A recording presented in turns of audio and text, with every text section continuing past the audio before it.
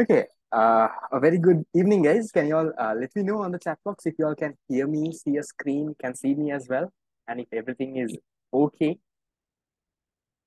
can hear, can see. Yes, right. Okay, perfect. So let me take a couple of minutes just to explain what we are doing here, and then we'll go directly into the unit. Okay.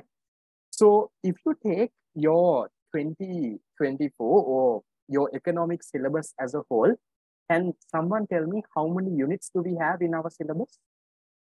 In the econ syllabus, how many units in total, right? So in total, we have a 12 units. Okay, so there is 12 units. The first 6 units is from your first year of A levels, and the next 6 units is from your second year of A levels. So far, what I have done is in my online theory class, we have completed unit number 1, 2, and 3. Done and dusted. Okay, so today, what we are going to do is we are going to start off with unit number 4.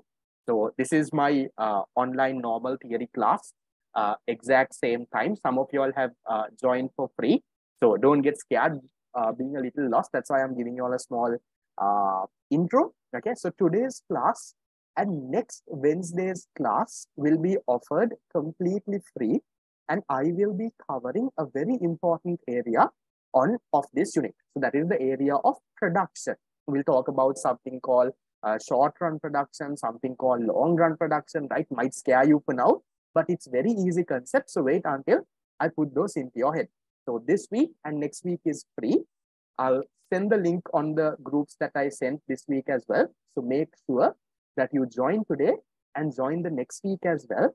This is around 25% of unit number 4. So you get a lot of questions. I'll show you the type of past paper questions that you get from this unit as well. So this is the normal class. Some of you all wanted a free trial as well. So consider this as your free trial, and we'll start and we'll get going. Okay. The good news about this unit is that it's not connected to any of the previous units. So if you are starting to study A levels today, okay, this is not going to be a problem at all, because you don't have to know unit number 1, you don't have to know unit number 2 or 3 to understand unit number 4. Right? We don't need any knowledge. Even if you don't know what economics is, you can still understand what we teach today. So why did I tell you that? Because some people, you all have this excuse, no, I don't know this unit, so I won't understand this also. Right? So forget about all of that. Think that all of you, I'm pretty sure, guys, anyone who has done from the 2024 batch, anyone who has done this in school, unit number 4, not, there might be some 2023 people, but 2024, is there anyone who has done this in school? No, right? So that's even better. So that means everyone is learning this for the first time. So what does that mean? All the people in this meeting right now are at the level of 0. So I am teaching the same thing, right? I'm teaching, okay, there is one person, okay? So apart from that one person, everyone else is at level 0, who has no idea about what unit number 4 is, who has not even learned it before, no idea. We'll see whether you all will understand. And I'll tell you all this, we have a quiz at the end of this class. So there is a small quiz with for 10 MCQs. The top 3 winners this week will get a bigger reload, right? So I'll keep the amount of the reload as a surprise to you, okay? So there is a quiz at the end of the session based on what we learned today. So we'll do the class for around 1 hour 45 minutes. The last 15 minutes, we'll allocate it for a quiz. The top 3 winners of this quiz will get an exciting, a little bit of a higher reload than what I normally give during my normal theory class. So that's how we usually do it every day. We do a part and we have a quiz. So listen very, very carefully. The motivating factor is everyone today is at a 0 level. No one knows unit number 4. So all of you all are going to learn this for the very first time. So learn it properly. Now, my theory class students, you might already have a printed tute with you. Okay, I sent it like a couple of weeks ago. The others, I'm guessing you all at least have a PDF version. Some of you all would have got a printout. Some of you all have opened it on your laptop. No problem at all. I will somehow get this unit done. Okay. Any questions before we start? Shall we start and get going? Yeah. Anything before we start? No. Right. So then we'll get into unit number 4. Okay. Let me start off with how many questions you all get from this and what type of questions you all get. Okay. From unit number 4, in your A-level paper, you get roughly around 4 to 5, right? How much? Around 4 to 5 MCQs. So 4 to 5 MCQs is how many marks? That's around 8 to 10 marks in your paper 1. And you also get one complete essay question. Which essay question is that? If you have had a look at past papers, essay question number 4. In the recent papers, question number 4 is from unit number 4. So that is a 20 marks there. So in total, unit number 4 brings you around 30 marks. So how many marks? It brings you around 30 marks out of 200 marks. The whole paper is for 200, 100, and 100. So from the 200 marks, 30 marks come from unit number 4. So my target is to finish off unit number 4 in around 7 to 8 sessions. So that means I'm starting it today. Next session is also free. By that time, we will finish around 25% of it. After that, it's my normal regular theory class. So by the, now this is July next month, by somewhere around the middle of August, unit number 4 will be completed. So it's structured in a manner like that. So talking of the unit itself, like I said before, it's not connected to anything before. So any of you all, don't worry about, so I will not understand this, unless you don't understand basic English. Everything else should be fine. Okay. So we'll start and we'll get good. We'll start off with the basics of unit number 4. This unit talks about certain concepts, guys. It talks about a production firm. So it talks about the output of firms. It talks about the cost of production. It talks about the different market structures like monopolies, right? Different things. Now, even if you all have not heard that, don't worry, we will learn today. Okay. So this unit is mainly broken down into 3 sections. The first one is production. That is what I'm doing today and the next week, which is offered completely free. The second section is on cost.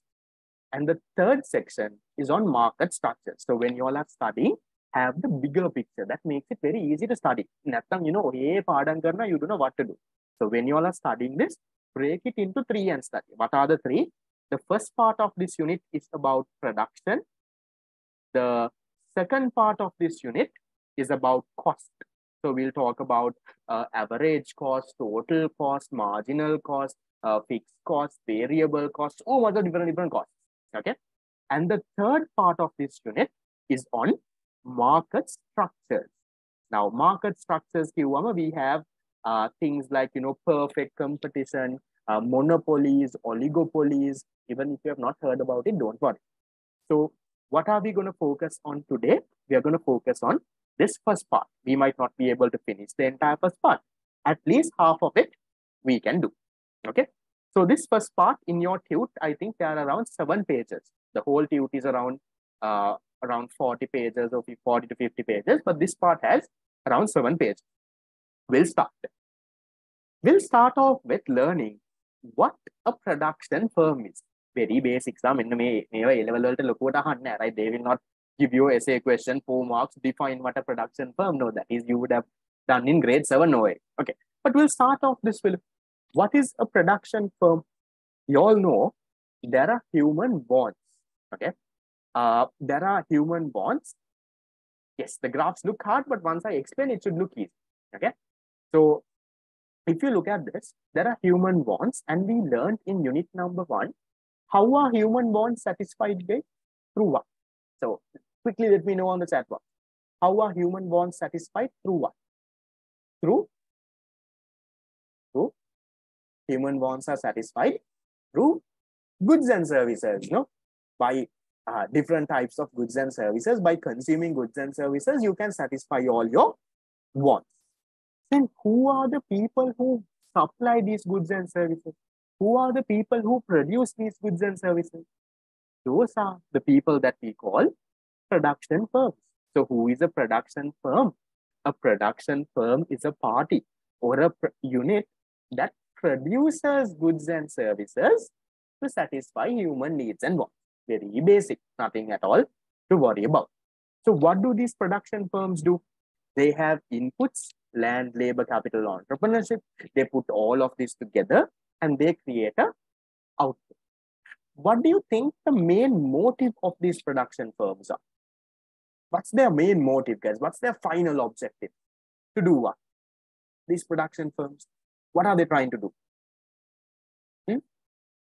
Their final objective is to somehow earn some profit, Is to do what?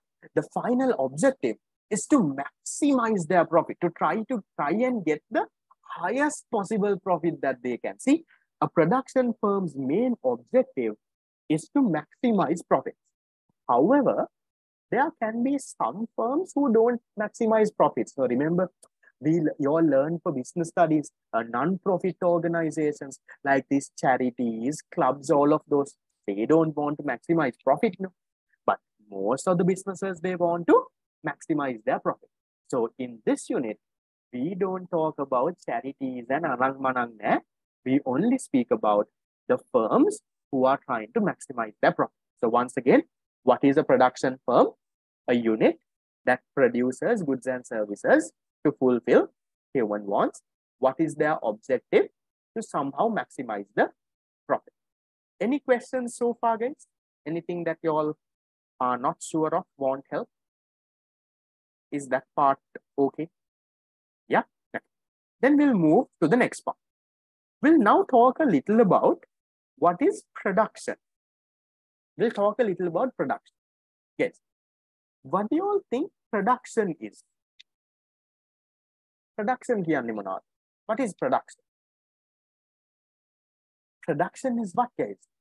Production, we say, is the process of doing what?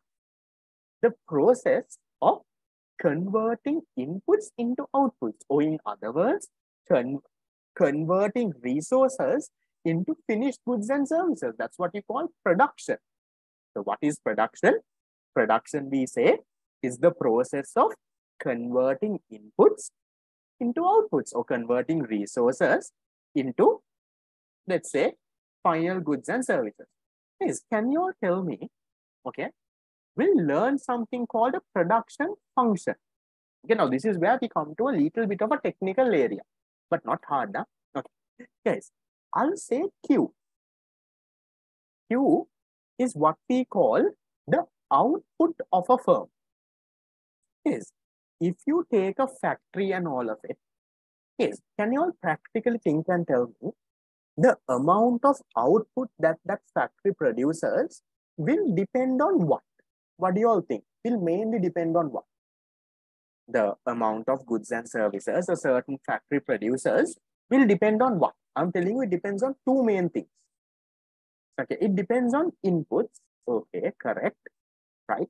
So the output, we say, is a function of inputs, right? So it depends on your inputs. In our syllabus, right? In our syllabus, guys, what are the 4 factors of production that we have? We have land, labor, capital, and entrepreneurship. No, we have land, labor, capital, entrepreneurship. But you know what? In this unit, they have made it simple. They say land vadak naha, entrepreneurship with vadak naha. You don't need land and entrepreneurship. They say the output, they've simplified this, right? They say output of a firm is a function of the amount of labor that the firm employs and also the amount of capital that the firm employs. So what does this function mean now? Function is not a wedding function or an engagement party. What is function? Remember, you all learned this in unit number 2. Demand function, supply function. Remember, we say QD is a function of price of related goods, income, that.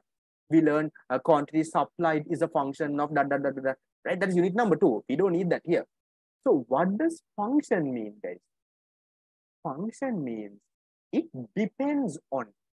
So when I say now, some people say quantity supplied is a function of LK. You don't read it like that. You don't say QS equals FLK. No, that's wrong. How do you read this? We say quantity supplied is a function of labor and capital. What does that mean? That means the quantity or the output produced depends on.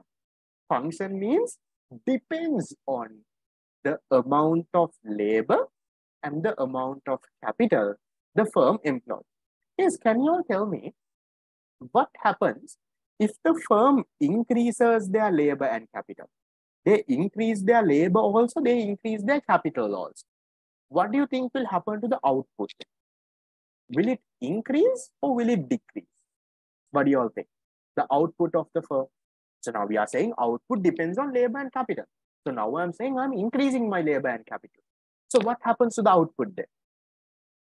Easy, no? Output also increases. What type of a relationship? Direct relationship. When your labor and capital goes up, your output will also go up. Think of a factory. If they hire more and more people, buy more and more machines, what happens? The amount of goods they can produce will start to go up. So let's just write over here, guys. So what is Q? Q means output. What is this F? F means function. What is L? L is labor. What is K? K is capital. Okay. So just the things, because some of you all forget now. Next week you will come and ask, sir, what is L? What is K? Right? So Q, we don't say quantity. Q we say output, right? That's how we denote it. Now, can you all tell me? Okay, I want you all to practically think and tell me. Okay. F means function, guys, written on the board. Okay. So can you tell me from labor and capital, which of this is easy to increase and what is hard to increase? Okay, first we'll say what is easy. Is it easier for the firm to increase labor, let's say hire more people, or is it easy for them to increase capital, let's say buy a building or buy a machine or some equipment? What do you think? Is labor easy or capital easy? What do you think is easier? If they want to increase their output, what's the easiest, do you think? I would say the easier way, we'll forget about cheap or something. The easier way is labor, guys.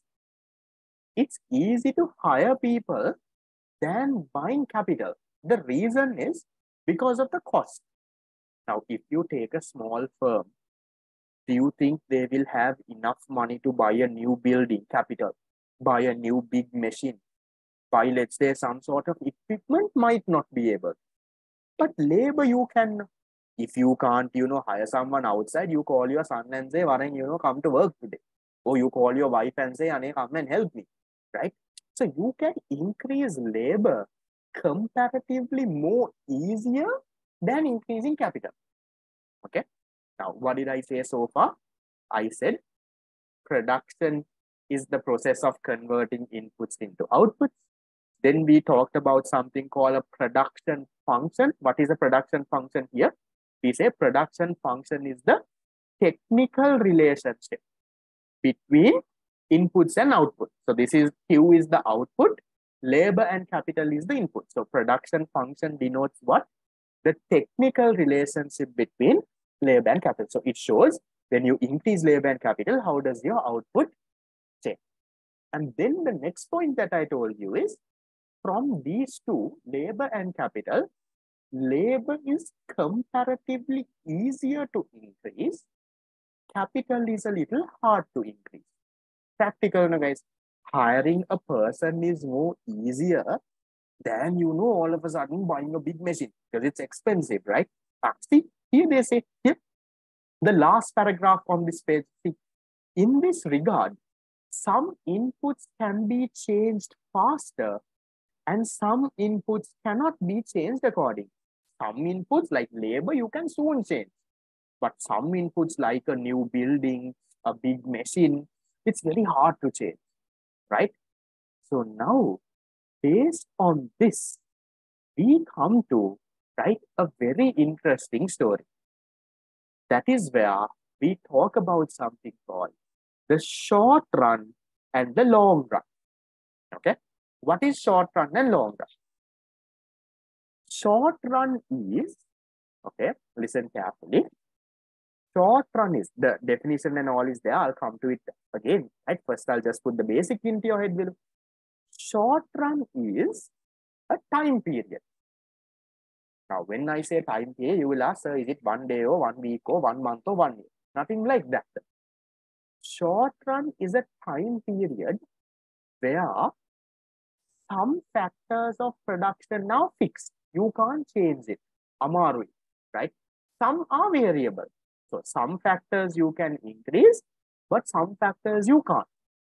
That time period is called short run.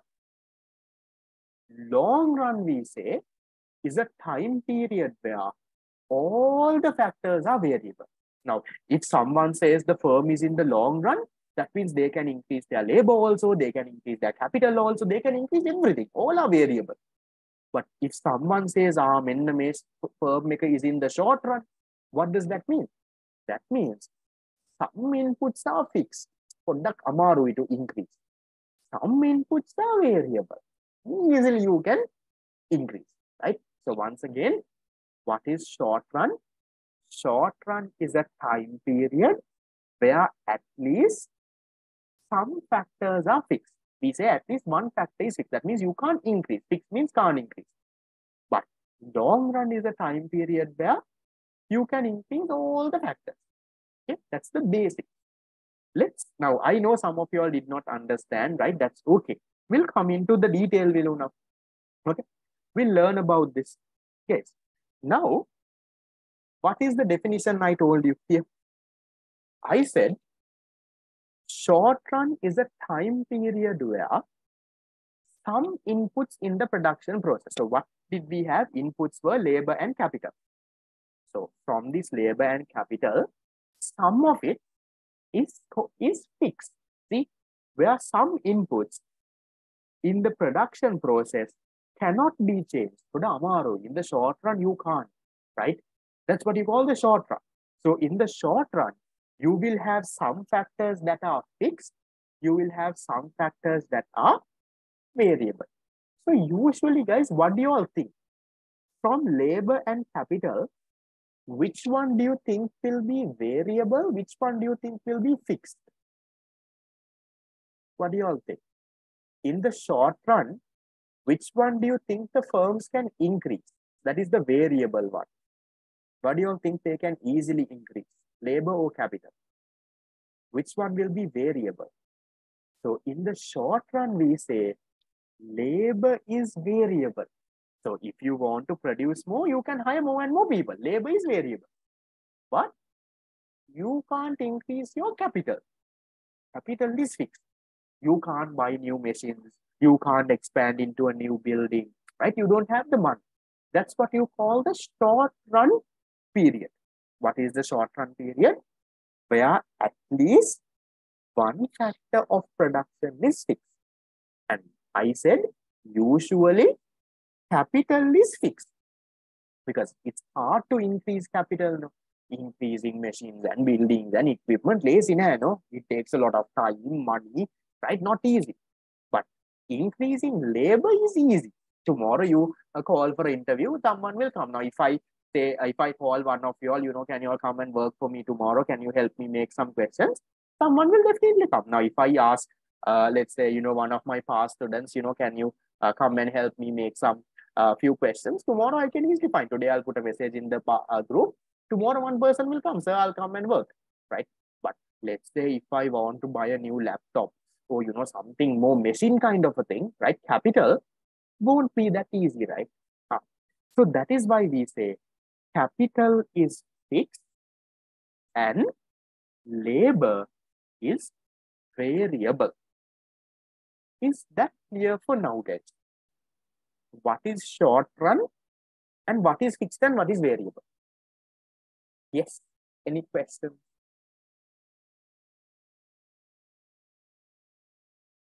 Others? Okay. So now look at my production function. Interesting story, right? Look at this. I am saying Q output is a function of L1, L2, L3, dot, all the way until Ln. Now, don't ask me, sir, what is Ln? Remember, you all study in maths, O levels or grade 9 or something. These sequences, it goes, and at the end, it's n, the nth term. That is what Ln means. Okay. So, see, in the short run, if you want to increase your output, you can increase your labor. You can hire more and more people. But look at this. Only 1K. Capital, there is only one. L there is L1, L2, L3, L4. So what does that mean? That means labor is variable, capital is fixed. So what is short run once again?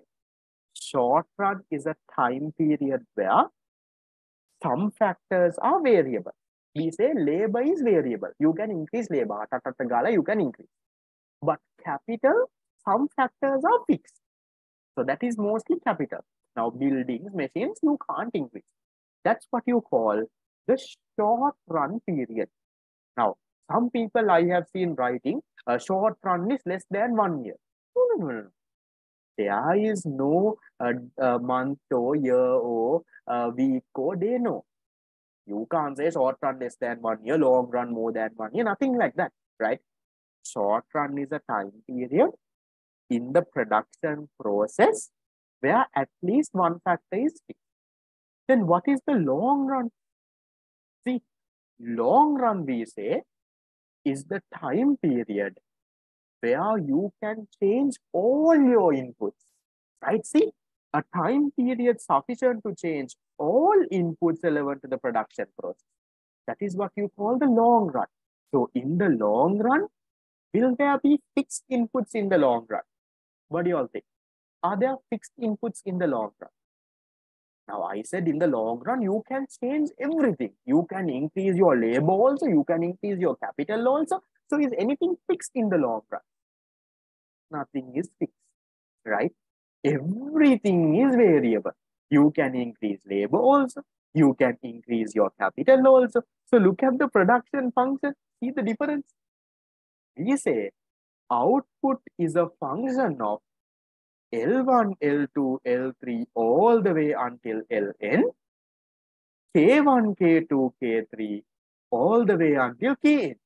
So in the long run, if I want to increase my output, I can increase my labor also, hire more and more people. I can increase my capital also. I can increase the machines and the buildings as well. So that's the long run period. So let me quickly take around 2 minutes to summarize what we did so far. I know some of you all are, completely lost, right? So let's quickly summarize. Okay. We started with what is a production firm? What is a production firm?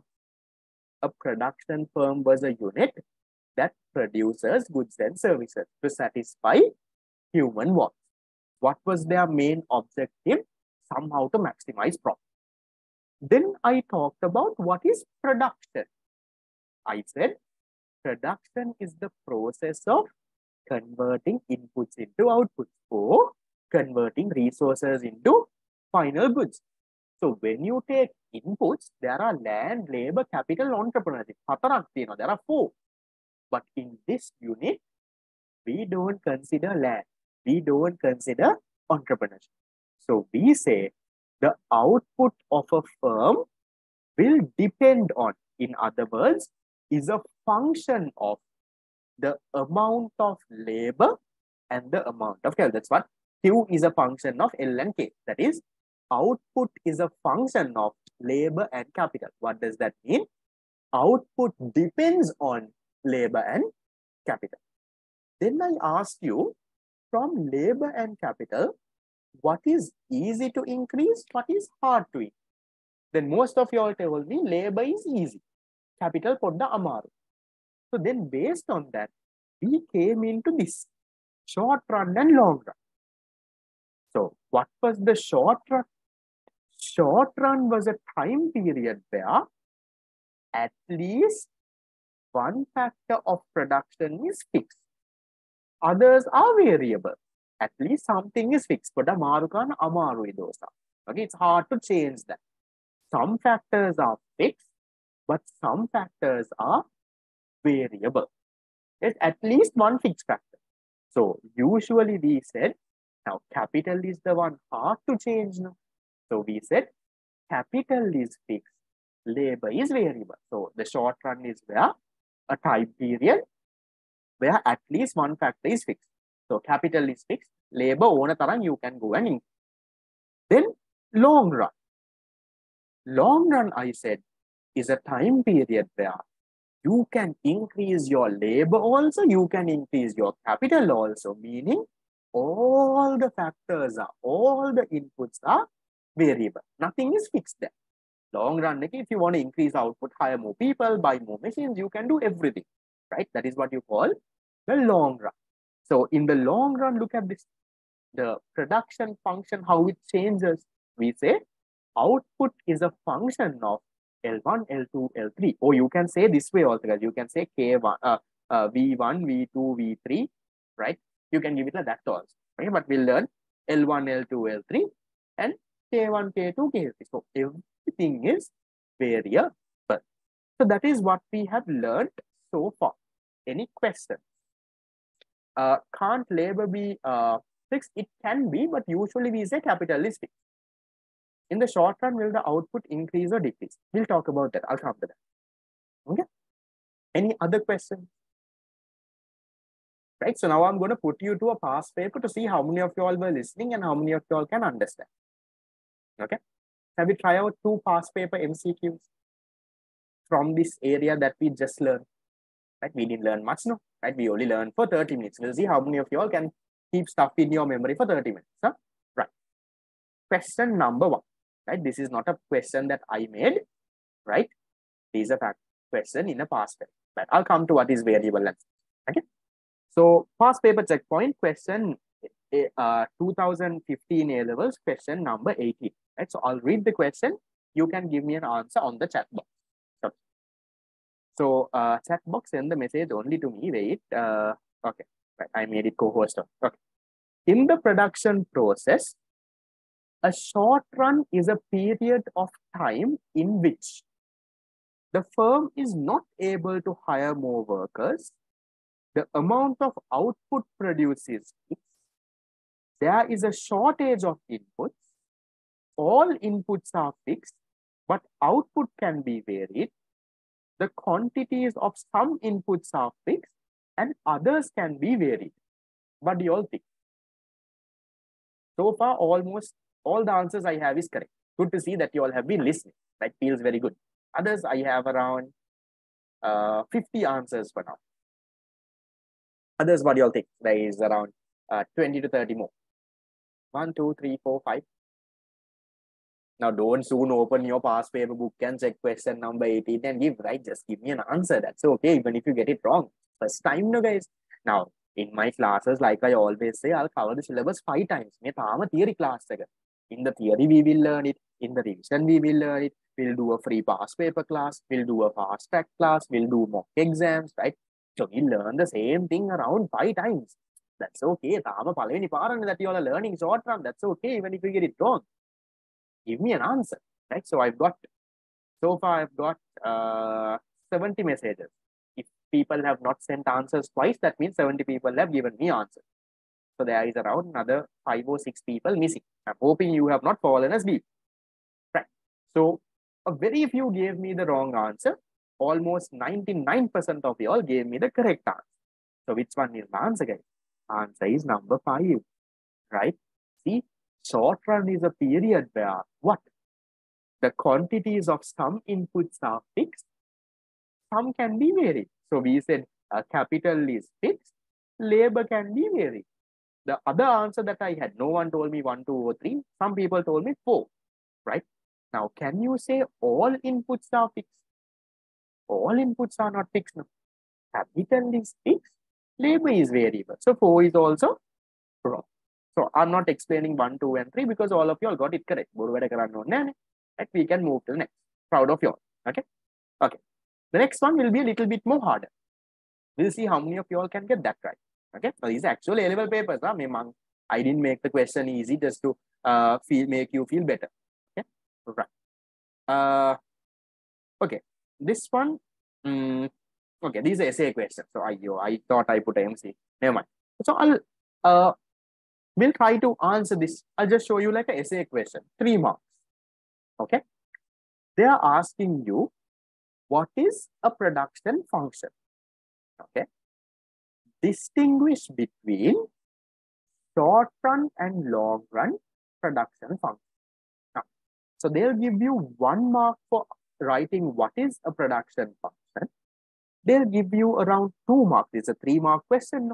They'll give you around 2 marks for writing the difference between the short run and the long run. So how can you start your answer?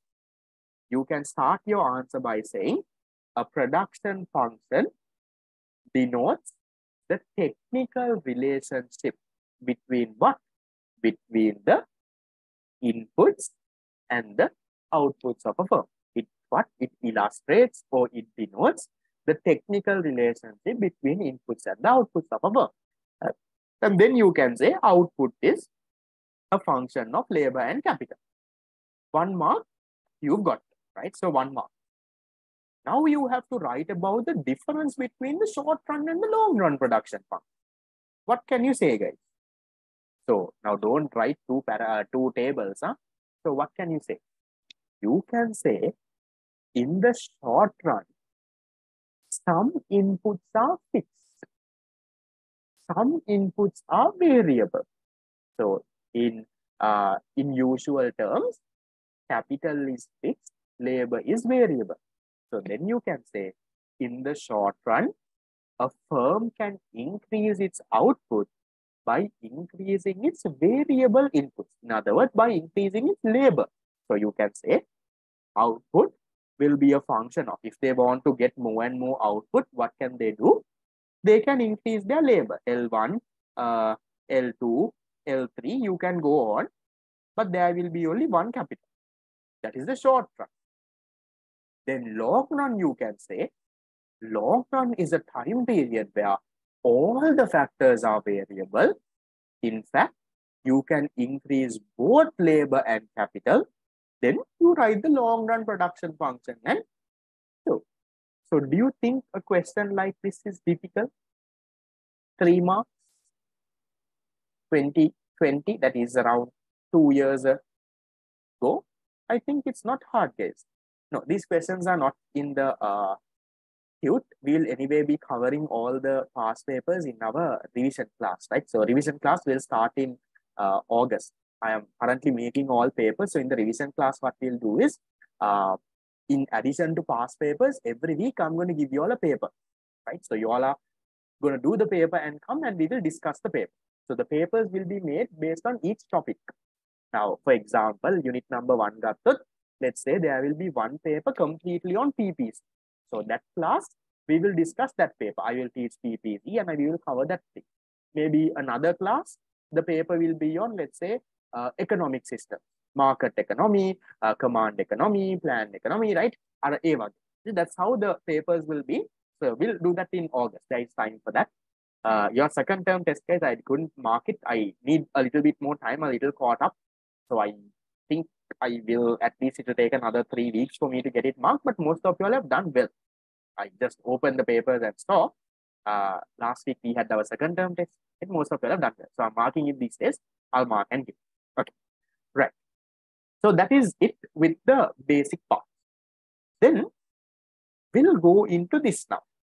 Now, someone asked me, what will happen in the short run? What will happen to output, right? To learn that only, now we have this. Now we learned what is short run and what is long run. So now we learn how does the short run production process work, right? When you increase labor, what will happen to output? How will the long run production process work, right? So we'll learn those. So before we get to this, you all want 2 minutes to walk around and drink some water and come? Yes, because this part is a little complex, my example of a printer and all of that. So I will quickly take 2 minutes if any of you all want to run to the washroom. I don't want any of you all to miss, right? So I'll give you all 3 minutes, right? I want you back by 7:48. Now don't vanish, right? 3 minutes, drink some water and come. I'll also drink some water and come, right? We'll start short run production at 7:48. Right.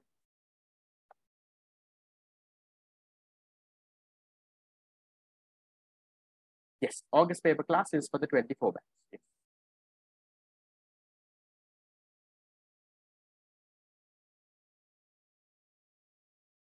Okay, your couple of minutes break is over. So for the first time, usually break at Dudam, I know at least 5-6 people have left. I just remembered at the start of, so there was around 76. Now also there's around 70. Good. Right? So people have not left. That means you're waiting to learn this and win the quiz. Is that what it means? Okay. So one more thing, right? So today I started the class. Right now I usually before the class I start the Zoom meeting by around 10 minutes before. So today I started the Zoom meeting and usually people join, right? From 7:50 or maybe 10 minutes before people start joining. And today I started the class and I was waiting for like 5 minutes, no one joined. Like now I'm wondering, where is everyone? And then only I realized I have started the class in the wrong link, right? So I have used a different account. No, I'm all sitting and waiting. I was also, feeling a little bad, I reminded them so many times, no one has actually showed up, then because I also had went to work, went for another class, and I come up and when no one shows up, it feels a little bad. Then only I realized, I've opened the wrong one. Right. So one more thing, guys. There was a lot of people who asked me details about the theory class, but I said join this class. I'll give you because it's very hard for me to text everyone. Right? Just give me 2 minutes. I'll just tell you all the details about the normal theory class. This is the theory class, right? So this is how the class works online, completely on Zoom. I don't do physical classes because I work full time for a econ firm. So my job itself is related to econ. I predict exchange rates. I predict interest rates. We do consultancy for clients, right? Even we provide services to the central bank also, right? So, we do a lot of different things. So that's my job. So I don't want to give up. It's a very interesting job with econ. It's very flexible also, right? So I go at the times I want. I can work from home some days. So I don't want to give up on that as well. It's a nice job that I learn a lot, right? So therefore, I work during the day and I do classes only online. I've got calls from so many institutes also do physical classes, but no time, guys, if I try to do that. So for all those who ask me for physical classes, for now, I don't have any. I only do an online class. So for the 2024 batch, this is the class. So our normal class time is on Wednesday from 7 to 9. Today I had another class, so I made it from 8 to 10. But usually next week onwards, we'll most likely be able to do 7 to 9. So classes happen online on Zoom, right? Now I understand, Zoom banama, you don't meet the people, that physical interaction is not there, right?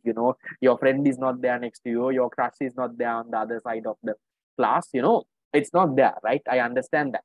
But the biggest benefit that we have, given that the class is online, all these classes are recorded and given on our website as well. So even if you miss it, let's say family function, Nara function, thundering, lightning, right? This thing, that thing, even if you miss the class, you can always go back to our website and you can watch the record. So recordings are given nicely in order in our website. So the best thing is recordings don't expire.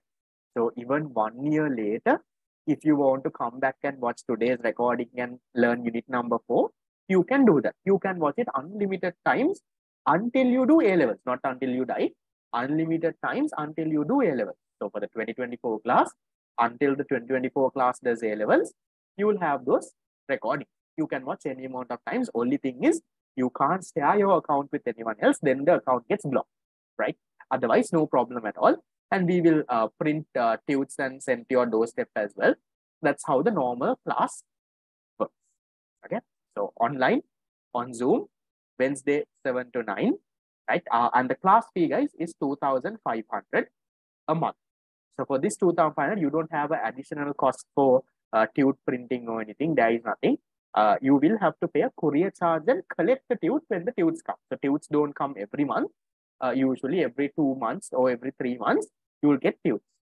So when the tude comes, you'll have to pay the courier charge and collect, or else you can come to my place at Mount Lavinia and you can collect it for free and go. No problem at all. Right? So that's how the normal class works. So we are starting unit number 4 today. And for unit number 1, 2, and 3, so many people ask, can you join the 2025 class? Now, for the 2025 class, for me to finish unit number 1, 2, 3, it will take me at least 7, 8 months. So that is too bad for you all. No? So what you all can do is, now all our classes are online, no, recorded. No? So you can purchase the recording and the tudes of the missed units. If you have a way of covering those units, no problem. Don't worry. You can, learn it in school or something, no problem at all. But if you have no way, you can at least purchase those recordings and tudes and catch up those units also. So somehow, the entire syllabus, you have a way of catching it up. So that's just about for all the questions that I have got on the chat box. Right. So we'll get into the short run production process. Now, once again, what is the short run production process? The short run is a period where at least one factor is fixed. You have both variable and you have fixed input.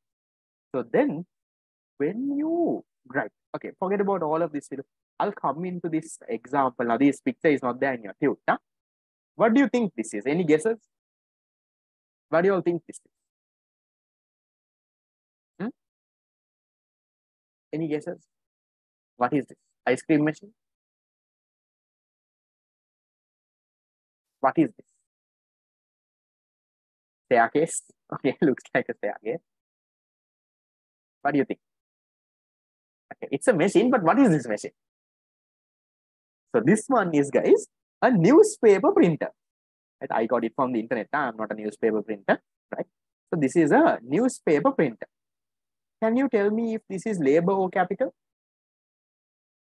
This is capital. Nah? That's obviously not a living factor. This is capital. Right? Now, listen to my story.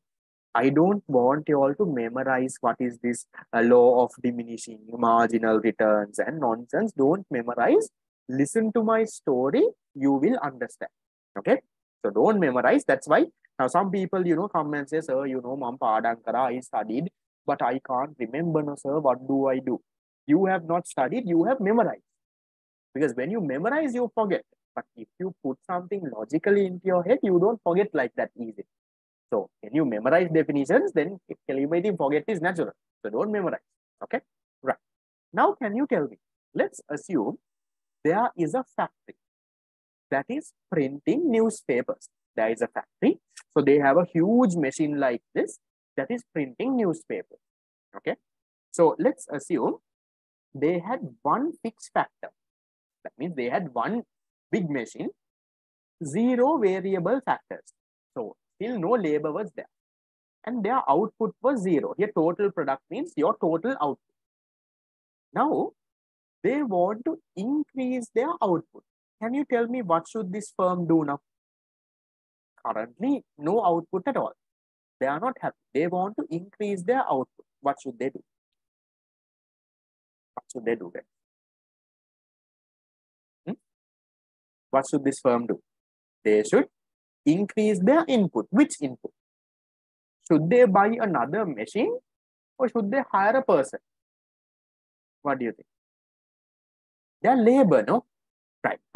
So for what they do is, let's say they go and increase, they hire one person now, right? So this is, let's say this is you. Okay. Now you are working with this big machine. right? So now look at my table. Fixed factor still one big machine. Now they added their first variable unit. They added one person. Now let's say this person, right, somehow you can produce 10 units. So when this person is working in the machine, you can produce 10 units for an hour, let's say. Okay, so you can print 10 newspapers per hour. Now, can you see, guys? This is a big machine. No? Now, this person is here. He has to run to that side. He has to load the paper, take the printed papers out. He has to load the ink. He has to press the buttons, right? So much of work, right? So now, the firm is not happy with this 10 units. They want more output. 10 money. They want to increase their output. What should they do? What should they do? What should they do? They should now hire another person. Now, can they increase their printers? Can they increase their printers? No. Why? Because this firm is in the what? Because this firm is in the short run. So when you're in the short run, can you increase your capital? No. So can they increase their machines and printers? No. So only way they can increase their input is doing what? By increasing their labor, right? So now let's say you had another person. Now, when the second person has also come down, right? So now they are sharing the work. Now they are a little bit more efficient. One person is loading, one person is taking out, right? Fine. Big machine, now two people are working. So now one fixed factor, still one printer, you added the second variable factor as well. So now two of them together, now both are working to support tailors and both of them are working, right? Let's assume they can produce 25 units now. Both of them together for an hour, they can print 25 newspapers. The firm is not happy. Firm is thinking, "Ayo, we have such a big machine. Now we only producing 25. Can't we produce more?" Now, firm wants to increase output even more. What should they do? They are not happy with 25. What to do with 25? So what they do now? They hire another person, right? So now we'll put the third fellow on top of it, right? I'll put the third guy on top of it, right? Now he's looking at it and he's pressing the buttons and he's doing all of that in the system because otherwise one fellow has to run on top and press the start button, come down, load the paper, still too much. So now the third person is also there. Now the production has become more efficient, right? So now one person is loading the paper, one person is taking the paper out, one person is pressing the buttons on top, right? It's very efficient now. So now I added for one fixed factor, I added my third person also. Now let's say both of them together nicely are producing, let's say 45 units. Okay, right. Not both of them, three of them. Okay. Firm is still not satisfied, right? 45 bag, 45 madi. We have such a big printer, can't produce 45. And now what they do? They hire another fellow, right? Another fellow is coming in the top of this now, right?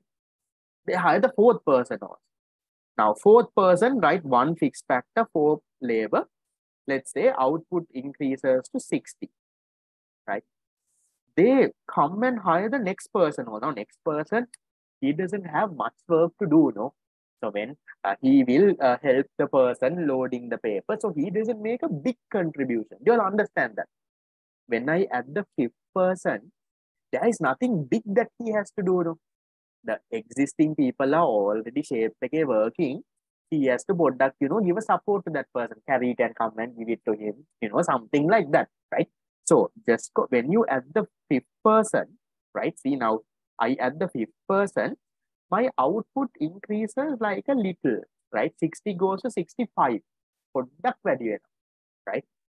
Then let's say firm is not satisfied with 65 also. They want more output. They go and say, look here, 65, what nonsense, right? We want more. And they go and hire another person. Now there's another person over here, right? Coming and working, right? They add the sixth person also. Now, sixth person, let's say now the output is around 67 units, right? Firm is not happy with that. 67 not money. They feel like, yo, what man, can we produce 67? Let's produce more. So what they do, they hire another person. Now this person actually has nothing to do, no? Just because you hired one more person, right? Now the total output doesn't change. Now see, when you had 7 people also, total output was 67. Sorry, 6 people. Now you added the 7th person also, output is still 67. Why? You can only print 67 newspapers. Why is that? Because this fellow has nothing to do. No? What is he doing? He is walking around. Have you all noticed in some group projects you all get in school? Right? If you all have not done, maybe at least in university you will get. There are people who do nothing. Do you all know those kind of people? In group projects in school, right? You all have 5 people in the group. Some people are working. Other person is just watching and waiting. He's there. He's there in the WhatsApp group also. In the in the list also he is there, right? Some of you all might be those people, right? But you know there are persons like that. That is this fellow now, right? He has nothing to do. So just because he gets added to the production process, output doesn't change. Yes, what do you think if we go and add another fellow? Let's say we added another fellow now, right? Now we added this guy also. What do you think, guys? Yes, that fellow gets the credit also, yes. What do you think will happen now? Now, the place starts to get a little too crowded, no? Now, when the fellows are walking around, they are knocking each other. One fellow is telling, you know, other fellow is saying, nah, we'll put it like this, right?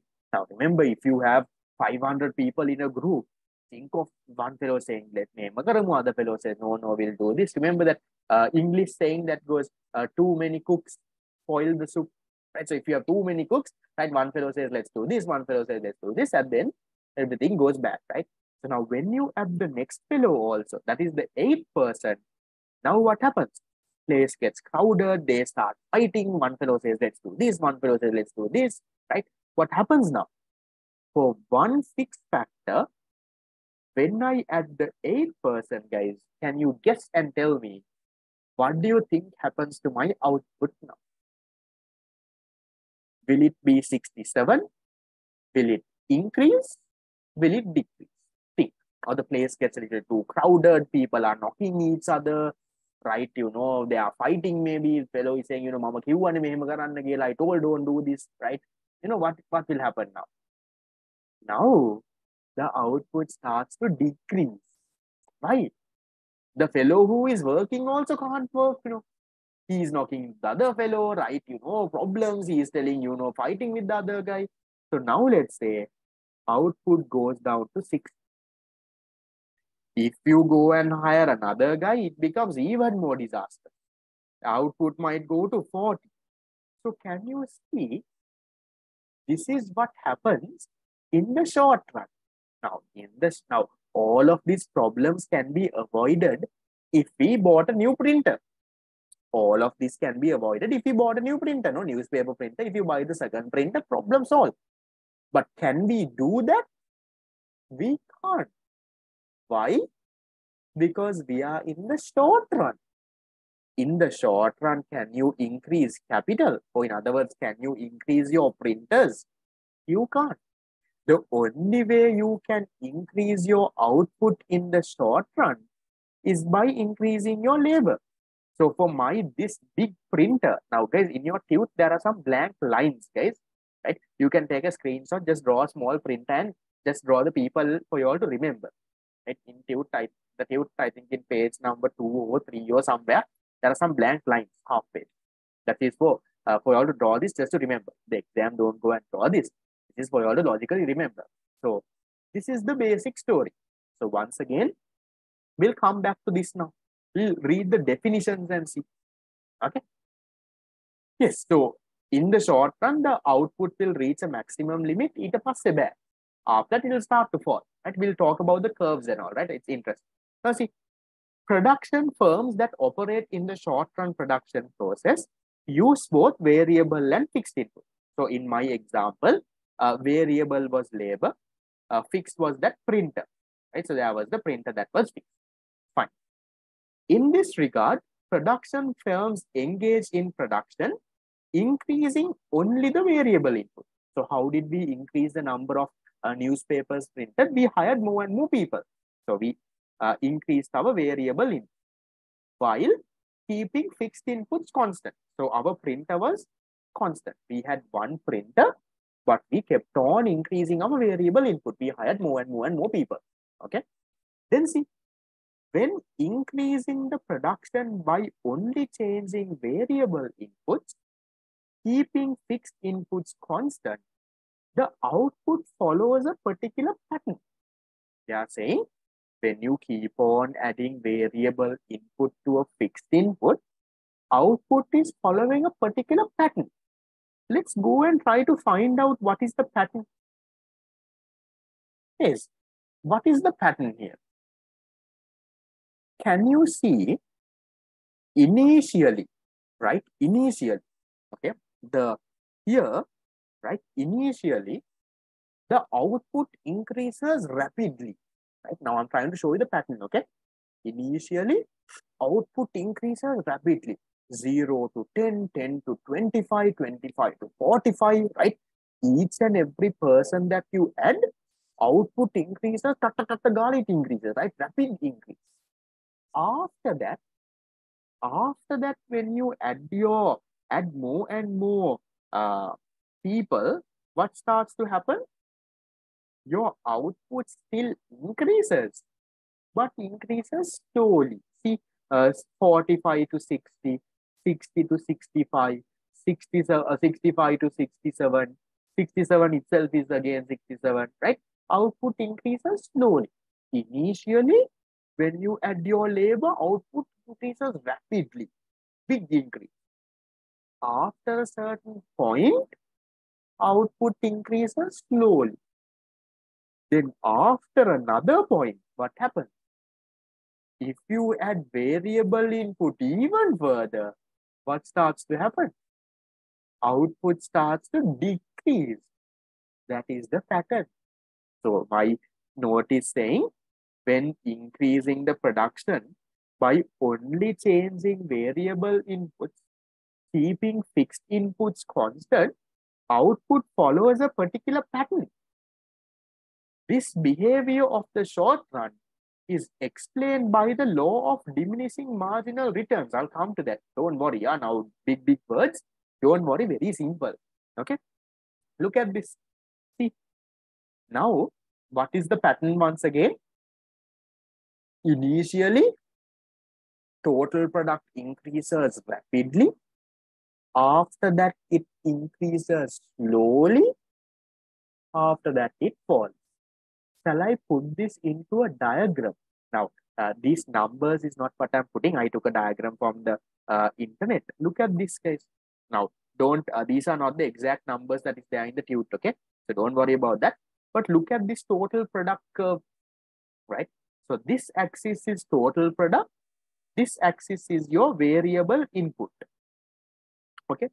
Now see, initially, when I add more and more labor, when I add more and more variable input, my total product increases rapidly, very steep curve, right? Increases faster. After some time, when I add even more and more and more, what happens? Now my total product still increases, but it increases slowly, little by little. If I go and increase my variable input even more, what happens now? Like when you added the 8th and the 9th person, now people are fighting, right? You know, one fellow is saying, other fellow is saying, no, let's do like this, right? So much of problems. What happens? Output starts to fall. So can you see the pattern? Initially, can you see that I've shaded this? Initially, total product. This is the total product curve. Huh? This axis is the product. This axis is the variable. Product means the output. Huh? So initially, the output increases rapidly, steeper curve. After that, it still increases, but slowly. After that, it starts to fall. So there is one stage, there is another stage, there is another stage. So there are 3 sections, right? That is the pattern that it follows. So far, are we fine, guys? Please don't memorize. Get the story logically into your head. Are we fine? I'll go into AP and MP in a while. Yes. Fine. Tired, no? Today also, I also had a very long day. You all also would have gone to school, but tomorrow is a holiday, no? Right? So for those who are celebrating it, and for those who are not celebrating, somehow it's a holiday, no? You don't have to wake up for school, right? No problem. Okay. Now, yes, we'll talk about this average product. Please, how do we calculate average? How do you think? Take your school term paper, term exam report. Now, you all recently did term exams, no? How do you calculate your average marks? Now, remember in your report at the bottom, there is an average. How did they calculate? What did they do? I'm hoping you all know how to calculate the average, no? How did they calculate the average, guys? They took your total marks, right? They took your total marks and divided by the number of subjects, no? So how do you think you get the average product, guys? Now I have given the equations and all here, right? Here, average, okay? Don't worry. So how do you get average product, guys? Average product is you take total product, okay? Total product, and you divide it, okay? Now this is average product, AP. Remember, guys, now in the quiz though, anywhere, if they say AP, don't get scared. AP means average product. If they say TP, total product. If they say MP, multiple. I'll come to MP, don't worry, right? So total product divided by your variable input. Total product divided by your variable input. That's how you can calculate your average product. Now look at this. Now for the first point, we can't find because variable input is 0. No? So we'll leave it blank. Can you tell me the second point? Total product is 10. Variable inputs are 1. How much is my average product? Total product is 10. Variable input is 1 means 10 divided by 1, I get 10. Second one, total product is 25. Variable factors are 2. So how much is one person's average contribution? That means one person, 25 divided by 2. One person in average is producing 12.5 newspapers. Now, third one, 45 divided by 3. So how much is that? One person in average is producing 15 newspapers. Then 60 divided by 4. Again 50. Now I'm hoping you all know how to get this. 65 divided by 5. How much is that? 30. 67 divided by 6. That is 11 point something. No, 11.17. 67 divided by 7. That is how much? 9 point something. Okay. 60 divided by 8. 9.57. Okay. 60 divided by 8. That is 54 is 8.5. Right? We have 8.5. Then we have 40 divided by 9. How much is that? That's a 7.5. Okay, sorry. This is a 7.5. Then how much is this? How much is 40 divided by 9? Number? 4.4. Okay, right. Yes, can you think and tell me what is happening to average product? What's happening?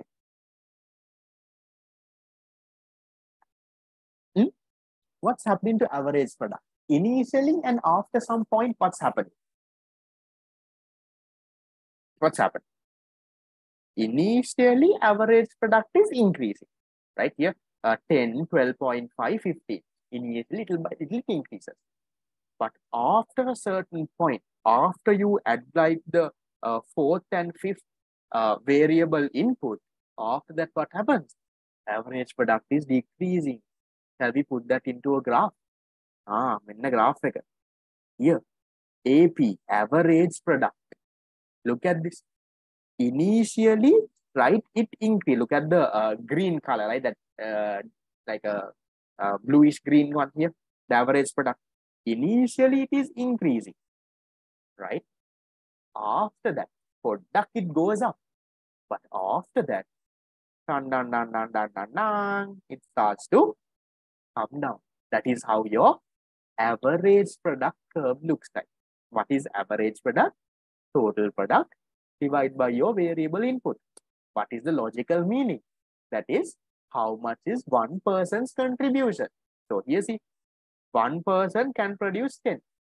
Two people are producing 25, meaning on average, one person is producing 12.5. Three people are producing 45. That means on average, one person is producing 15. That is what it means, no? Now, that's average product. Is that clear, guys? Are you all okay with average product? Fine. Okay. Questions, problems, issues? Now, then, shall we go to the next part? Marginal product. Yes. When I teach you all unit number 1 and you know all of that, right? Give me 1 second.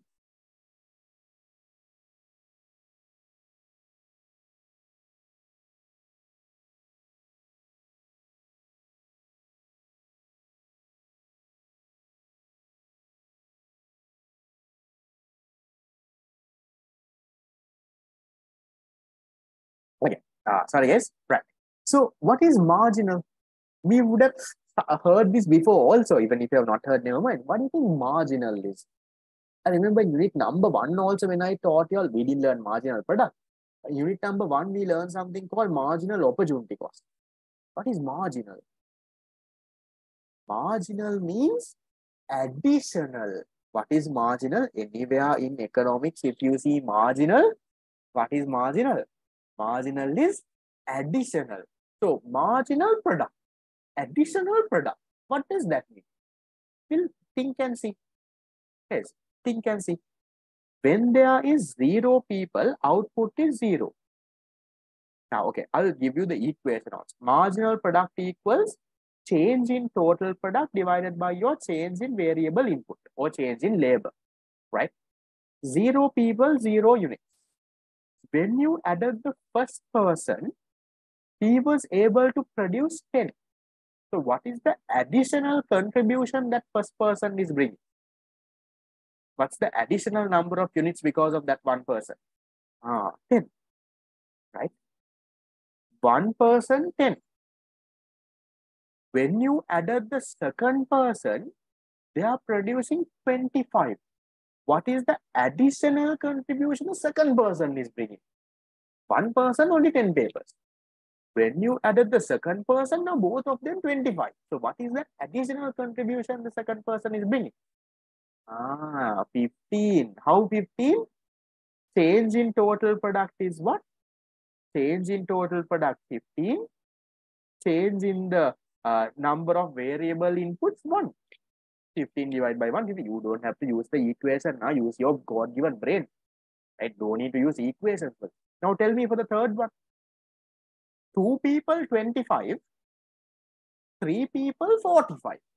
So the third person, what is the marginal product? What is his additional contribution? How much did he bring? 2 people 25, 3 people 45. So he bought 20 more units, right? 25 into 45. Marginal product 20. Fourth person, change in total product 15, change in labor 1. So 50. Fifth person, change in this one only 5.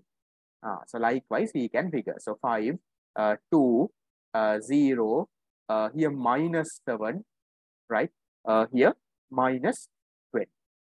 So initially, are you all okay with the calculation marginal product step? That is one person's additional contribution. Okay. Change in total product divided by the change in labor. Right. So what is the pattern here?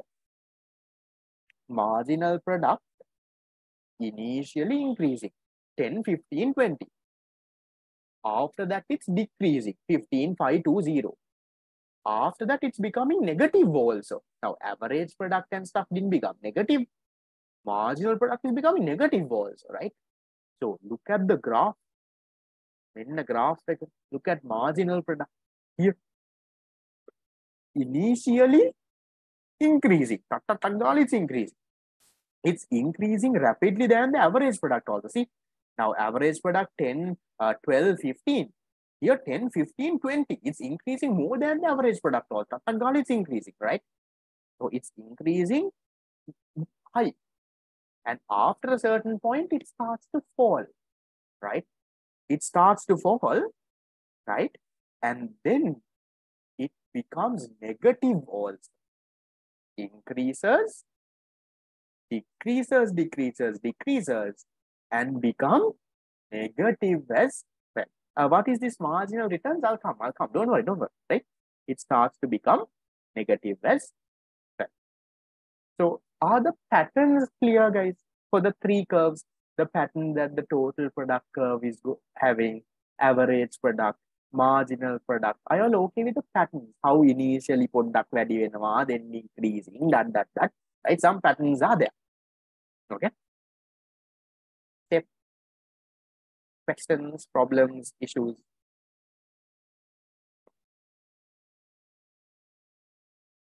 Now, then let me now, right? I'll leave this, right? So here we say the behavior of the short run output is explained by the law of diminishing marginal return. We'll read a little and see what is this law of diminishing. It looks very scary, right? No, in the first situation, there is no, yeah, you can say AP 0 also if you want, right? So we'll read this a little and see here. What is this law of diminishing marginal returns? Right? It looks scary, but you already know this. Listen, see, in the short run, when increasing only variable inputs mixed with fixed inputs. So we had one printer, we kept on adding more and more variable labor. Okay. The decrease in marginal product and average product of the variable factor. Now, can you see after a certain point, marginal product is also starting to fall, average product is also starting to fall. That's what we are saying here. The decrease in marginal product and average product after a certain point is called the law of diminishing marginal return. What is law of diminishing marginal return? Law of diminishing marginal returns is telling, right? Listen carefully. Law of diminishing marginal returns is telling in the short run, when you keep on adding variable inputs to a fixed input, right? After a certain point, okay? After a certain point, your marginal product and your average product will start to decrease. We know that. No, we saw that. No. When you keep on adding more and more variable input, after a certain point, marginal product, average product are both starting to come down. Do they have to tell us? No. That is what is this law of diminishing marginal returns. Now you all get a little scared, right? Some people think, oh, what is this law? Right? I am studying economics. Earlier they said law of demand. Now they are saying law of something else. Nothing hard at all. Yeah. So according to this law of diminishing marginal returns, there are a few assumptions, right? What are the assumptions? One assumption you make is all the variable inputs are homogeneous. What is that? Homogeneous means stable. All variable inputs are homogeneous. What does that mean? Now here I added more and more variable input, right, into my machine. So that means all the labor are equally talented. Everyone has the same skills. Now that doesn't mean a first person is expert in printing, a second person is a small fellow just after A levels, a third person is a 10-year experience guy. No, all the variable inputs are homogeneous. That's an assumption.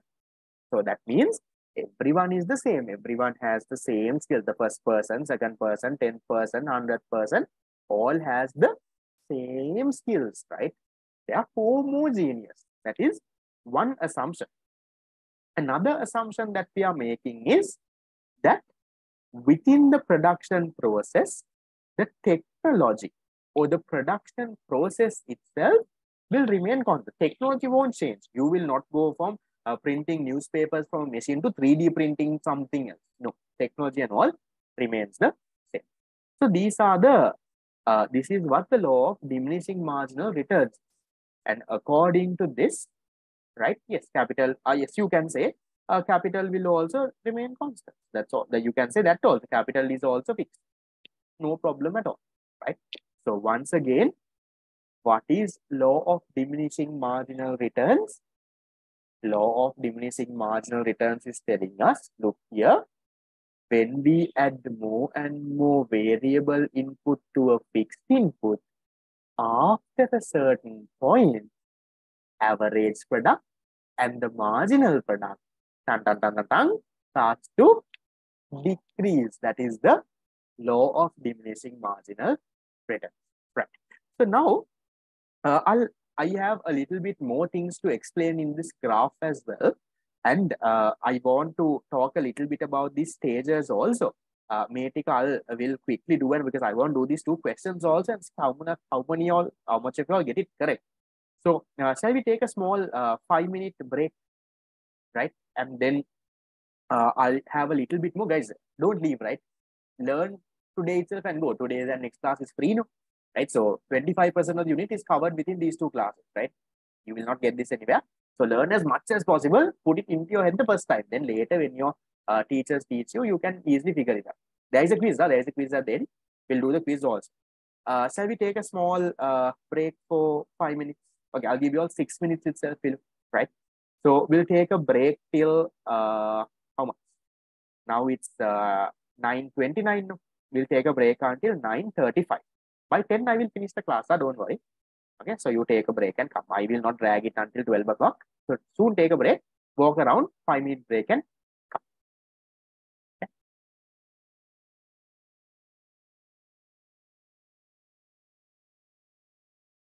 Okay. Hoping that you all are back from your break. Okay, this is not your dinner break. I also have not had dinner. We'll have dinner at 10 o'clock. You all will not die, right?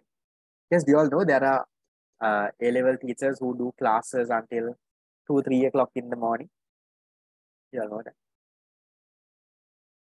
There are classes that happen starting at around 11 or 12, goes until around 2-3 o'clock in the morning, right? So be thankful I don't do that to you. So I'll take it until around 10. Maximum I think I've done is until 11, right? So because I don't know, I also can't stay up that night. I don't know what I will teach because I have work next day morning. I can't teach until 3 o'clock and wake up at 6 o'clock and you all also at school, right? I have not gone to that level. The worst I have done is I put a class at 6 o'clock in the morning. That is for doubt clearing. That's not a this thing. If anyone has doubts, you all can come and on Zoom you can ask your doubts and we can clear it. That's what I have done. I have not put classes before that, right? Okay. Okay, we'll come to this part, right? So don't complain that it is 10:30. There are people see, those are the people that you are competing with. Now this A-levels, your island ranks and all of it, right? There are people who are learning at 2 o'clock, 3 o'clock in the morning.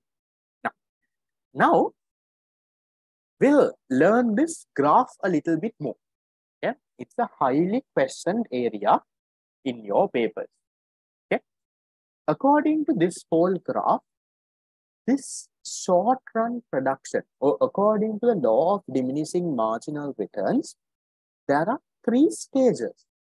In the law of diminishing marginal returns, there are 3 stages. Okay, how do you figure out the stages? Now, in my diagram here, I have nicely divided. No, can you see it's shaded no into 3? But how do you figure it out? You figure it out based on the behavior of the marginal product. Now, this is the marginal product. Marginal product. Yeah, this is your marginal product, right? So the first stage, like we'll talk about the stages in detail next class, right? That is there. Okay. The first stage is called increasing marginal returns. What is the first stage called? Increasing marginal returns. In this stage, what happens? Your marginal product is increasing. Second stage begins where your marginal product starts to decrease. See? Diminishing marginal returns. That's your second stage. Diminishing marginal return. The third stage begins when marginal product becomes negative. That is called negative marginal return. There are three stages. How do you divide the three stages? Based on the behavior of the marginal product curve. When the MP is increasing, increasing marginal returns. When marginal product is falling, diminishing marginal return. When marginal product is falling and gone negative also, negative marginal return. Those are the three stages. Then, in these three stages, right? So, there are three stages. These are three stages. So, this is the first stage. This is the second stage. This is the third stage. The first stage is called increasing marginal returns, right? It is. Can you tell me about the first stage, that is increasing marginal return? I'll say MR. Okay. What is happening to the marginal product? MP. Is it increasing or decreasing? Marginal product is increasing. What is happening to average product in the first stage? These are MCQs that you get. What is happening? Average product is increasing. What's happening? Total product. Total product is increasing rapidly, no? It's increasing fast, right? So you can say total product increases at an increasing rate. Total product increases at an increasing rate. Okay. Now, second one. Second stage is called diminishing marginal returns. Diminishing marginal returns. In this stage, can you tell me what happens? What happens to marginal product? In the second stage, marginal product is mainly decreasing. Average product also is mainly product. There is an increase, but mainly it is decreasing. What's happening to total product?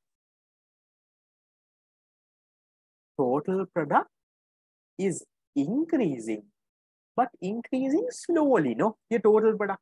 So how can we call this?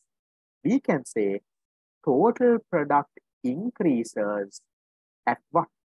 Total product increases at a decreasing rate. Total product increases at a decreasing rate. That means it's increasing, but slowly, little by little. No?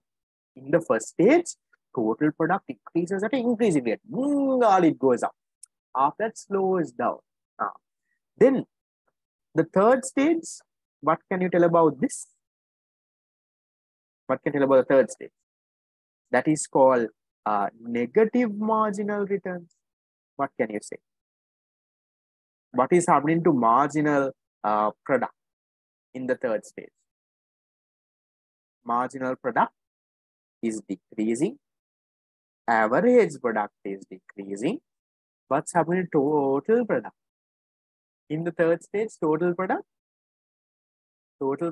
in the third stage during negative marginal returns, total product is also decreasing. At the end, it's coming down, right? Little by little, it's coming down.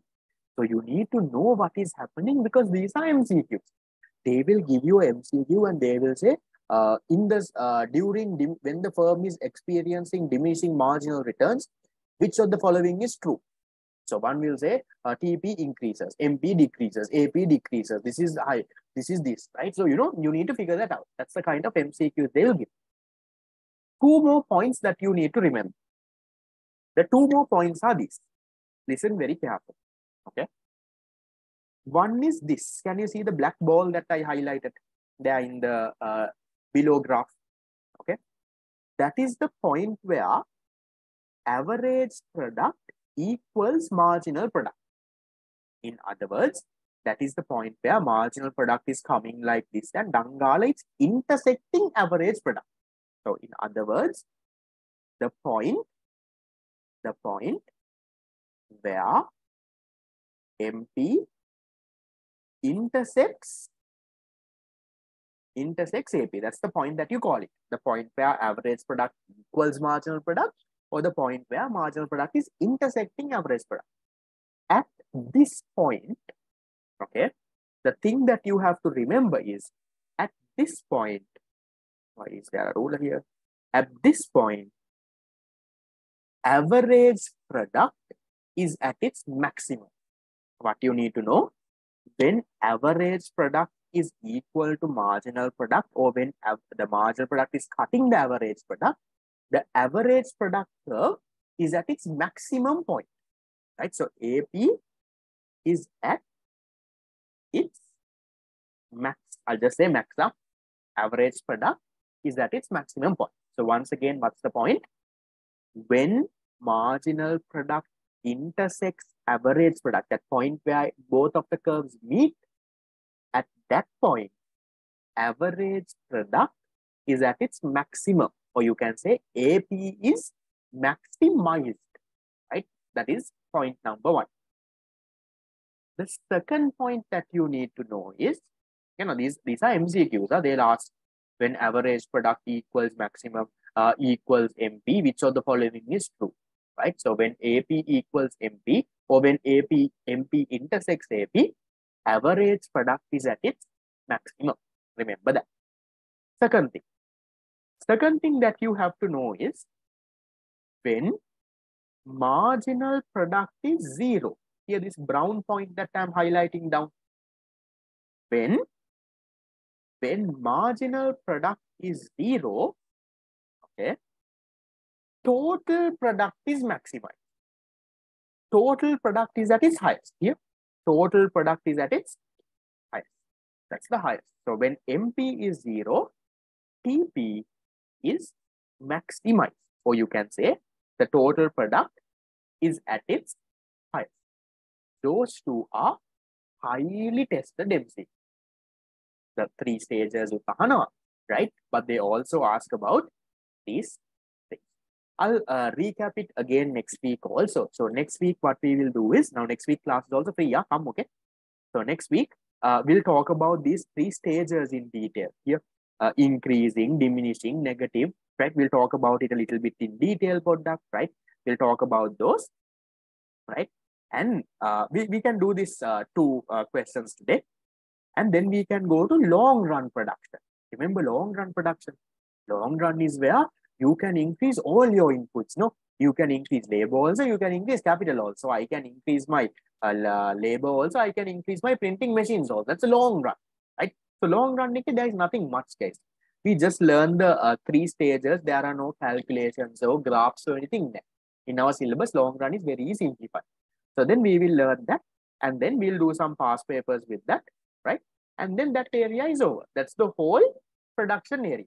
So we'll do the other half the next class. So we try out these two MCQs. We'll see how many of you all can get this right now. But not very easy, though. Not as easy as the earlier one. We'll see how many of you all were listening. Now, question 90. Read carefully. Okay. Yes, this is my writing PDF. I don't share this anywhere. I'm hoping you all are making notes in the tube, guys. Okay. Right. So, which of the following statements best describe the operation of law of diminishing returns? Okay. Now, as the consumption of a good increases, total satisfaction rises, but at a diminishing rate. As more of variable factor is added to a fixed factor, total product rises, but at a diminishing rate. As all factors are increased in proportion, total product rises, but at a diminishing rate. As more of variable factor is added to a fixed factor, the marginal cost of production diminishes. As all factors are increased in proportion, marginal cost of production increases. Which one do you think? Yes, I'll make you reconsider. Marginal product and marginal cost is something else. We have not learned marginal cost yet. Remember, I told you this unit is divided into 3 parts: production, cost, market start. So marginal cost and all is market start. Remember, marginal product and marginal cost are not the same. So have that in mind. We have not done cost yet, but so don't worry, but just think. Which one do you think is the most correct one? Remember, you always go with the most correct one. No? Which one? Which of this describes law of diminishing returns?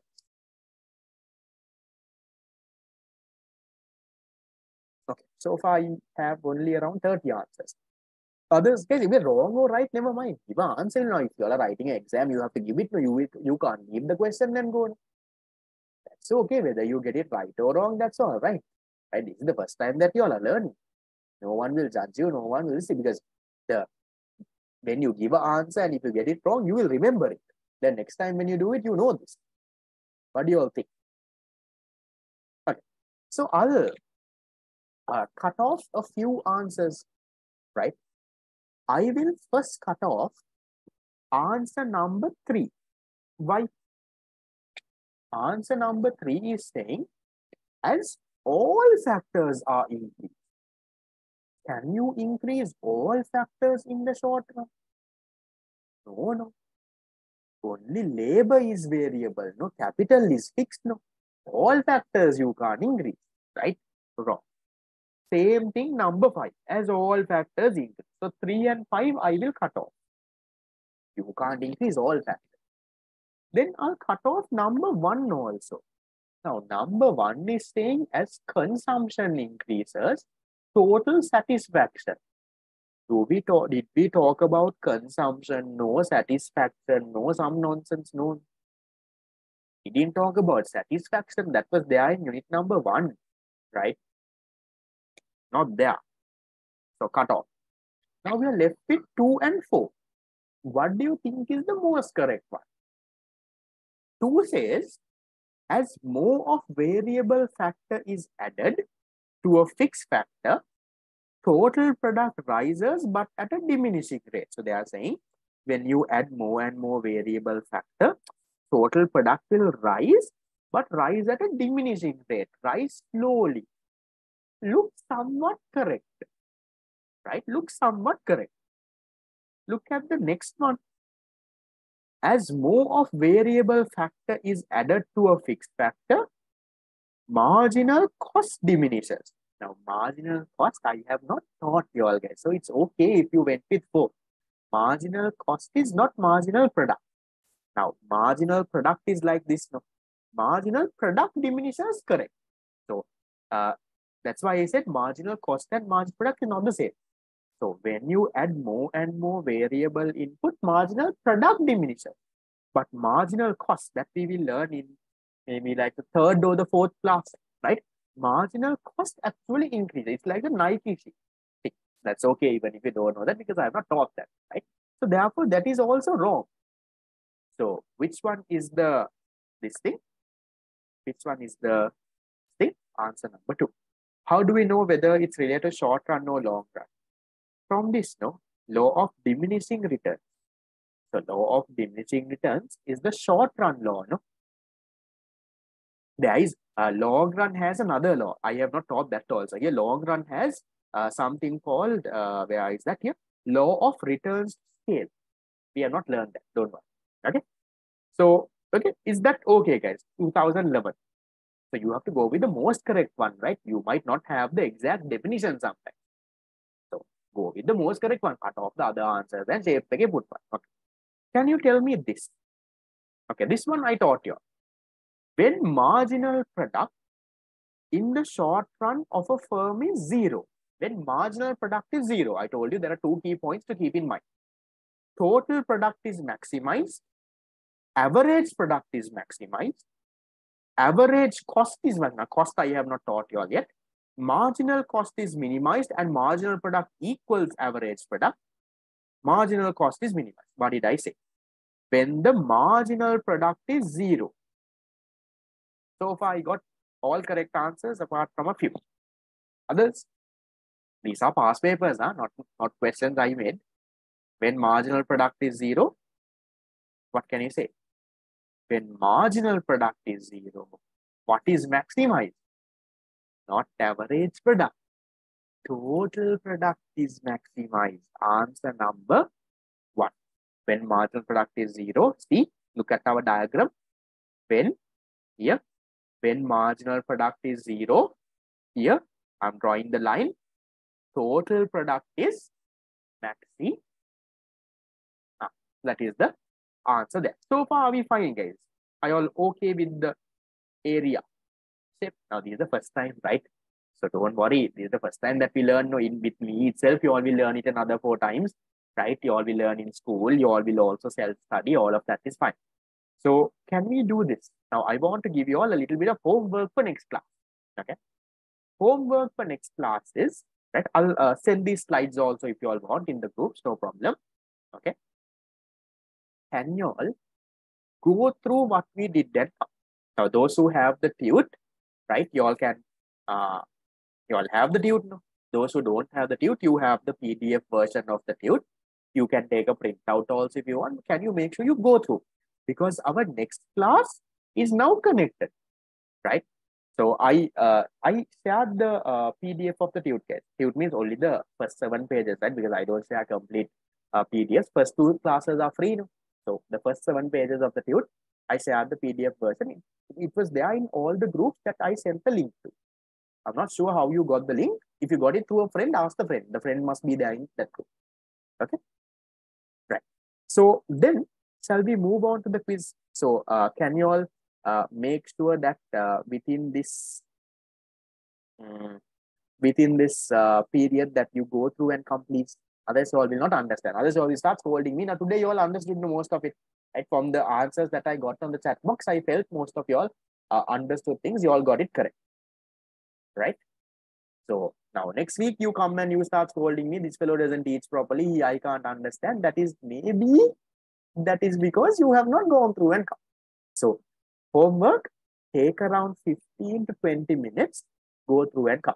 Those who are planning to join the theory class, you can pay the fees and join. I will courier the printed tute to you. Those who are joining for free, just come today and next class also come. Those who are planning to join, you can pay the fees for July today itself. And then I will courier the tute for you. Then next class, you might have the printed tute with.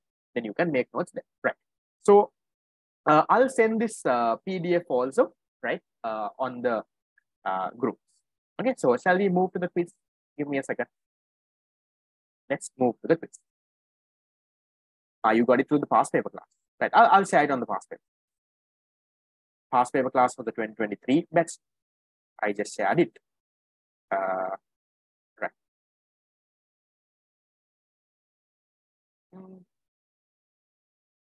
I guess also one more thing, right? I am starting classes for the 2025 batch. So if you all have any friends or know anyone who is doing A-levels in 2025, who just finished O-levels, and just pass the message to them. For the first month, it's completely free. For July, it's free because they are just starting the subject. No? Some people don't even know whether they are going to do economics or not. Right? So just they can come and they can learn what is economics, but I will be doing the basics, right? So it is not relevant for you all. I'll be teaching what is economics, what is micro, macro, positive, normative statements. Those are what we will do. So you all don't join, right? But if you all know anyone from the 2025 batch, pass it on to them. And I'm printing tutes and sending for them as well. So first month, it's completely free, and I'm sending a printed set of tutes for them as well, right? There is a file and 3 to 4 tutes that is inside that I'm sending completely free, but they have to pay the courier charge and collect. Courier charge is around 350, or they can come to my place and collect for free as well. No problem at all. So it's completely free. Just the courier charge they have to pay, right? That is not, I'm not getting anything. So to print a whole set of tutes itself, it cost me around 1,000 rupees, but I am giving it for free because I feel, first class, no, remember the first day that you came for A-levels, you also were full motivated. I will get island rank. You were with that feeling, right? So sing the first day when they're coming. Let them also have a nice tune in front of them, and feel good. So that motivation goes on for the next 2 to 3 years, right? So if you all know anyone, just pass the message to them as well. It's completely free, guys, so they can come and learn, and they can go. Right. We'll move the quiz. Sorry. Right. Quiz is loading. Okay. So for those who are joining the quiz for the first time, right, let me give you the instructions on how to join. Okay. So this is a MCQ based quiz, guys, right? For those now, my normal theory people, every day after the class, we do this quiz. No, you all know, no? Right? For the people who are joining newly, let me explain what to do. Okay. You need to go to the website www.kahoot.it, www.kahoot.it, not .com, .it. When you go to the website, they will ask you for a game pin, or you can even click this link that I send on the chat box. You can use the phone or laptop or anything, right? So when you go to the website, they will ask you for a game pin. So in the game pin, type that thing on the screen. What is it? 4819196. Once again, 4819196. Type that game pin, then they'll ask you for your name. Put your name. They'll ask for a nickname, but put your proper name, right? Don't say Dayas Genanhi. You put your proper name and you join. Right. So far we have 25. I'll wait for 2-3 minutes. Even in the middle of the game, you can join, okay? No problem. So I'll just explain how the game works for those who are joining the first time. There are 10 MCQs. Each MCQ has around 20 seconds or 30 seconds. Okay, now you have to answer fast, okay? The faster you answer, the more points you get. So each MCQ is 1,000 marks. Let's say you answer very fast, you might get 900 marks. You answer very slowly, take around 15 seconds, you might get around 500 marks. The faster you answer, the more points you get. Okay, right. So once again, the instructions, right, to join the quiz, you need to go to the website www.kahoot.it, kahoot.it. They'll ask you for a game pin. Enter this game pin 4819196, and then enter your name, click join. Even once the quiz is going, even in the middle, you can join. So I have not locked the quiz. Even in the middle, you can join the quiz. And for the winner, whoever who wins it today, I'll give you 500 rupee reload, right? For whoever who wins it. Second and third, I'll give you a 250 rupee reload. You can either claim the reload, or you can, if you want, you can reduce it from your next month's class fee and pay. Okay, deal. The winner gets 500. Second and third gets 250, 250. Usually in my normal class, I give 100 and 50, 50. And today, we'll upgrade it a little. Okay. Right, I'm starting. I'll have my camera off, guys. Okay. Okay. Question number 1. A production function is the relationship between cost and revenue, relationship between supply and demand, the relationship between savings and investment, the relationship between inputs and outputs in the production process. What is a production function? All of this learned today.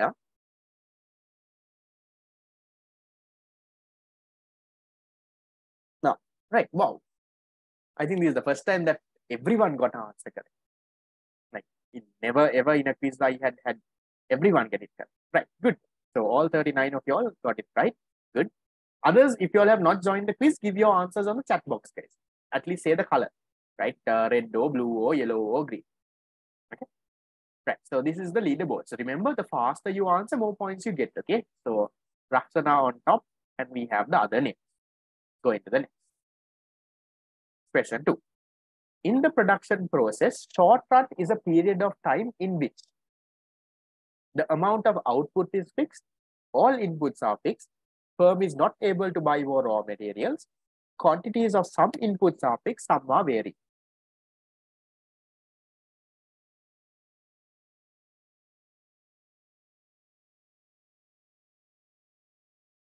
Now, that also most of you all got it correct. That's also the green one. Some inputs are variable, some inputs are fixed, right? You can't say all inputs are fixed. Now, 9 of you all have said the blue one, all inputs are fixed. No, because some are variable, some are moving to the next. Right, so this is the leaderboard for now. Right, we have Naomi on top, Kulindu, Devage, IZ, and Savida or Savida. Right, third. Which of the following can be considered as a fixed input in the short run production process? Amount of raw materials, amount of output, electricity, technology. What is fixed? That means constant. Which one? Raw materials, output, electricity, technology.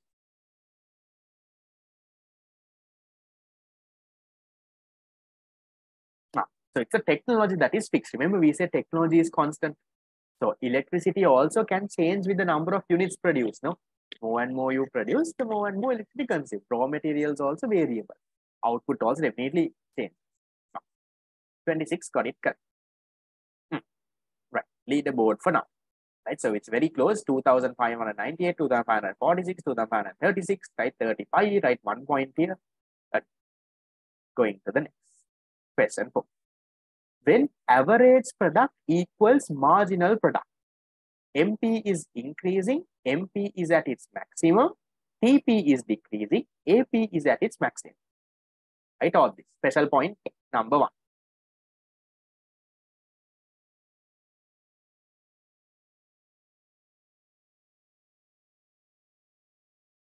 When average product is equal to marginal product, average product is at its maximum. Learn. Right. Good to see most of you all get it correct. Some of you all, it's okay. I know it's harder. It's not easy to answer this in 20 seconds. Right. Okay. That's the leaderboard for now. Going to the 5th one. What is the difference between short run and long run production? Short run is more flexible, only variable factor in the long run, while both variable and fixed in the short run. Only fixed factors in the long run, while only variable in the short. Only fixed factors in the short run, while both variable and fixed in the long run. What do you think? Blue, right? You have variable in the long run, but you have both variable and fixed in the short. Okay, these small grammatical errors is because I can't type a very long answer.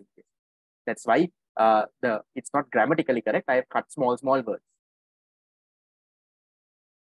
All right, leaderboard.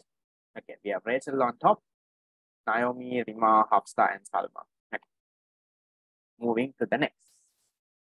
The law of diminishing marginal return states, as the size of the plant increases, MP decreases. As variable inputs increase, holding fixed input constant, MP decreases. As fixed input increases, variable input constant.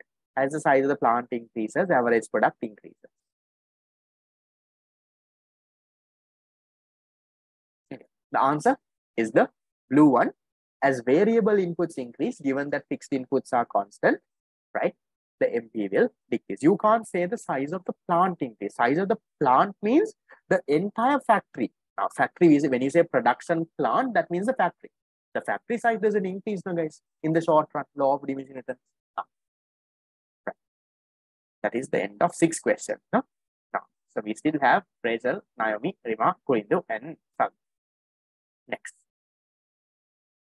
In the short run, when marginal product is 0, total product is maximized, average product is maximized, marginal product equals total product, marginal product lies above AP. This one we did a past paper MCQ also. If you get it wrong, means you have not been listening.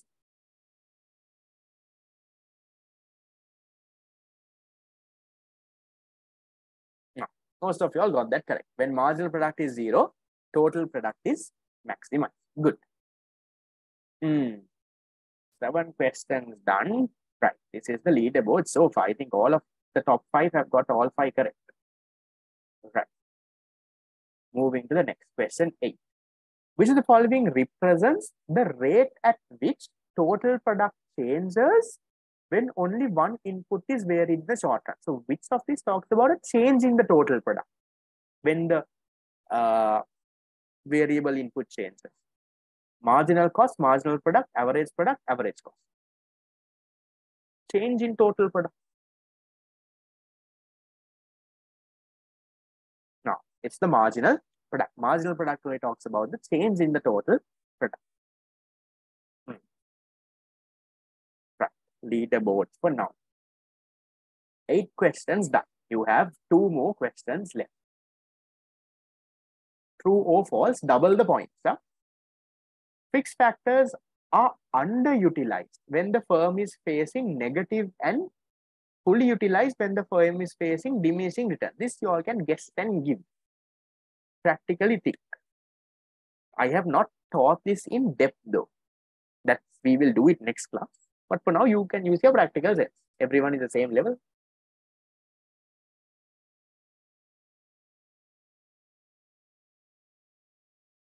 Okay, it's actually false, guys. When the firm is facing negative returns, fixed factor is overutilized. Now think in the stages, negative returns in the third stage. No. Now in the third stage, what happens? That fixed factor is not that it's underutilized. No, it's overutilized. So many people are coming. Only one machine is there, right? It's overutilized. That is false. And don't worry, even if you got that wrong, I have not talked about that in depth yet. Has the leaderboards changed? All right, got the big change. Okay. Right, that was double the points. Okay, last question will also most likely be double the points. Question 10. Which the following is an assumption of the law of diminishing marginal returns relevant to the short run? Assumption. All inputs used are heterogeneous. Marginal product of each variable input decreases. Technology remains constant. Elasticity of demand is perfectly elastic. Not that hard. Which one is an assumption? Right. Most of you all got that correct. Okay, so let me have my camera back on. Okay, we'll look at the leaderboard. Right, so the podium for the third place, right, we have Rahsana on third with 7,688. We have Rachel on second with 8,460. And whom do we have on first? Right, we have Naomi on first. Right, so fourth and fifth, who is the fourth and fifth? Right, so we have Ilma on fourth and ASM on fifth. Right, so congratulations, guys. The reward is for the first 3 people. We'll have one next week as well. Right, so next week, the quiz will be from this week plus next week. Right, so it gets harder and harder. The last week will be from everything. So that is why this week, study and come.